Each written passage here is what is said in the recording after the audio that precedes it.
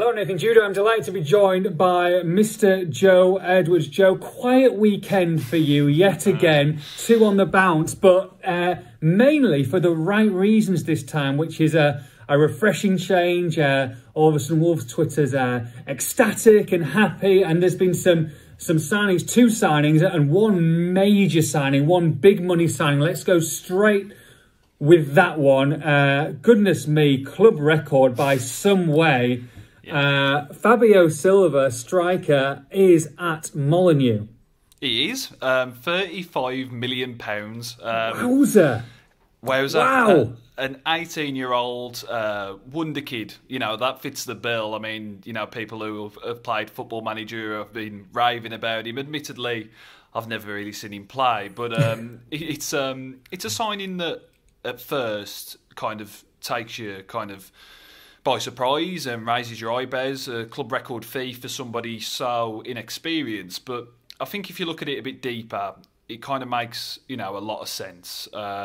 Yes, this player could not turn out to be what he's touted to be, but he's very highly touted, and if it goes well with the coaching of Nuno and the kind of learning under the Jimenez tree, if you like, Wolves could have a striker on their hands here for a good, 6-7 years, and then when he's 25, he may be worth, even more than that, 3 times the price, something like that. You just don't know how it's going to pan out. But this is a long-term signing, buying into the hype, really. But fingers crossed it works out. But certainly, you're looking at, Fowson, and people were urging them to make moves and things like that. They've splashed out a club record fee. So, either way, whether it works or not, you cannot doubt Fowson's ambition. No, you can't. Attributes-wise, then, a little bit about him. What's he done? What's done in his career? To make him this kind of thing, because it is a massive outlay for someone that I don't think a lot of people would have heard of before this weekend. So to spend a lot of money on an 18-year-old lad who kind of is unproven at senior level. Some might say it's a big gamble, but I guess the people who matter, and Fosun and Wolves and Nuno, wouldn't spend that kind of a money if they weren't 100% certain that this guy is something special. Well, I think they're trying to be ahead of the curve, really, because we saw, a player in João Felix in a very similar mould and very similar kind of attributes and the way he was touted in Portugal go to Atletico Madrid for about €100 million. It was, it was astronomical fee. So I think Wolves have kind of got in, and they think they're kind of like nipping in ahead of time before the fee becomes truly astronomical. So a player that scored a lot of goals at youth level, broke pretty much every record that Ruben Neves held at Porto for, youngest ever appearance maker, youngest ever scorer. He's only played 18 senior games for Porto, which does strike you, but he scored a few goals, played a part in helping them to win the league title and the Taça de Portugal as well last season. So, he's not got realms of senior experience, but although it was for a lesser fee, you look at Pedro Neto, he didn't have realms of senior experience. So, it's a player. I think Wolves. Yeah, there's obvious links. Portuguese. It's a pretty predictable signing in some respects, although the fee takes you away. But I think Wolves will be kind of the first of a few to go down this route now, because we saw players like Jadon Sancho command, the fees that they're talking about now. They're going to try and sign these young players early, even though it seems like big fees, because in a few years down the line, they could be worth absolutely silly money, to be honest. So from his role, you expect maybe a £36 million signing to come straight in and be the difference maker for a side, but I guess they're going to be patient. He's definitely not the finished article, and you wouldn't expect an 18-year-old to be. But at the same time, you're spending that kind of a money for someone who I would say, and you might say different, we're probably not going to see loads of this season. We're probably going to be seeing in the Catroni mode. Catroni mode is in that he's going to be, playing, making a few starts, but primarily, and the way that Wolves play, unless they completely change their formation, they have played 2 up top, of course, with Jota and Jimenez, or Traore and Jimenez. But you're looking at someone who's maybe going to come on for Raul Jimenez and maybe play the odd start and maybe some cup appearances and get him into the mould of how Nuno wants to play.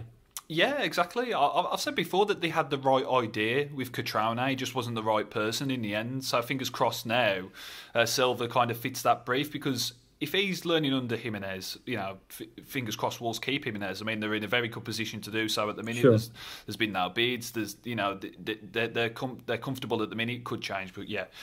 Silva, he'll be learning under him, kind of, learning from one of the best really, and as well as kind of doing what has kind of earned his reputation so far. We've got a very high reputation amongst people in Portugal, being compared to Ronaldo.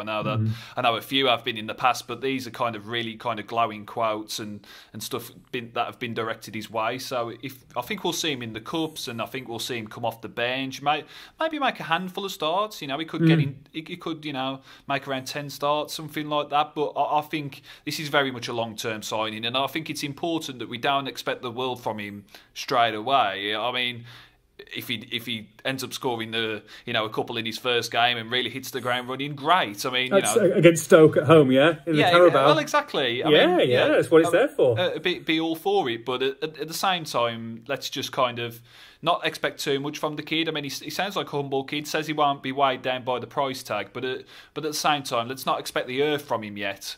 But if he learns under Nuno in the way he should and develops in the way that Wolves expect him to, Wolves could have a very special player on their hands. Right, Saturday out of the way, club record fee, no problem. Water for Ducks back. Let's move on to Sunday. Yes. And look, defence is where one of the positions we've talked about at length there on the podcast and previous videos that they need to strengthen, and they have done just that with someone tried, tested, and played at the very highest level, Joe.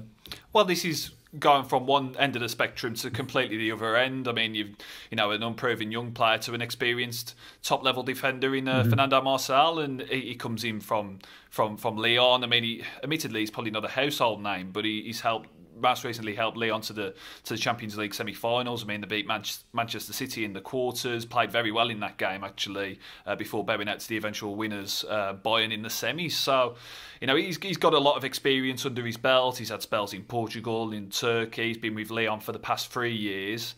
Can play on the left of a back three. That's where he played in that Champions League run. So he adds kind of competition to Romain Saïss there, but he can play left wing back as well, so he very much fits the brief really for Wolves in that he's a versatile player and he's an experienced player. And I think it's quite telling that they've gone and made this signing, because they don't often dip into the 30-plus pool. I mean, the only two other times we've seen it is Rui Patricio and João Moutinho. So if it turns out anything like those two, Wolves will be on to a winner. A 1.8 million fee, which is very cheap. That's it. The outlay is very small, isn't it? So from that point of view, you're not going to have a lot to sell on. But at the same time, Wolves are full of superb youth. Sometimes it's important just to have a little bit more experience. You need that blend. It's very, very important, especially in big games, in big moments.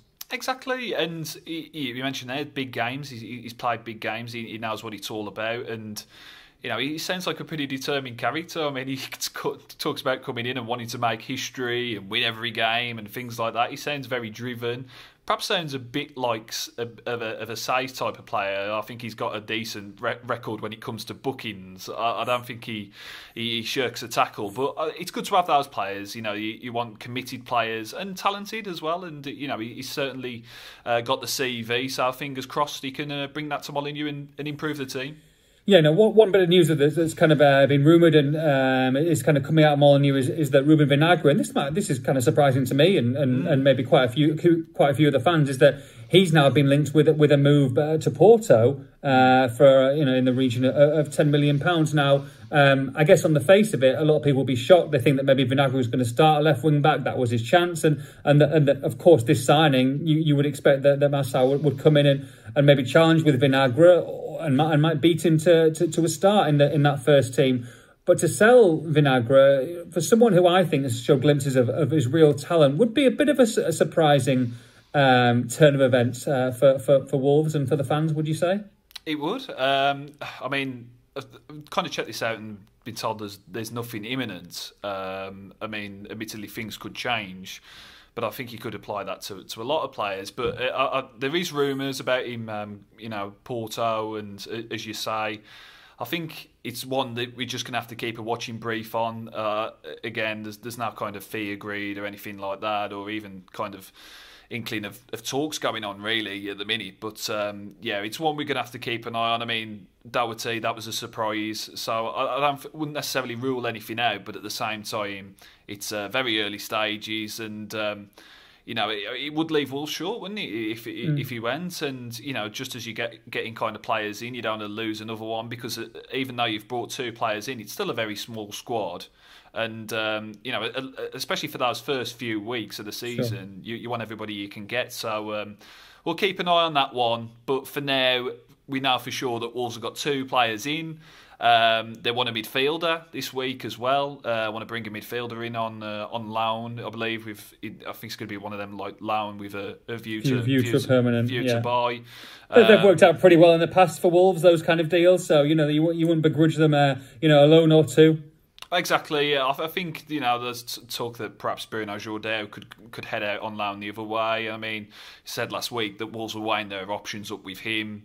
I mean, if he's not going to play, then he may as well get out on loan. But yeah, we'll see how things develop in the coming days. I mean, Wolves have done business. They've kicked off the summer business at long last, and they're not done yet either. So you know, it's exciting. We've just got to see what happens. But I think, you know, even with these 2 players through the door, things are looking more positive, and fingers crossed it carries on that run now.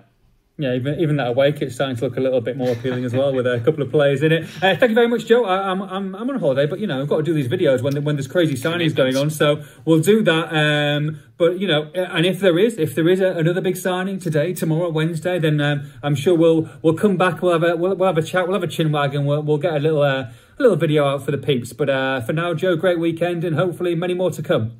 Whee!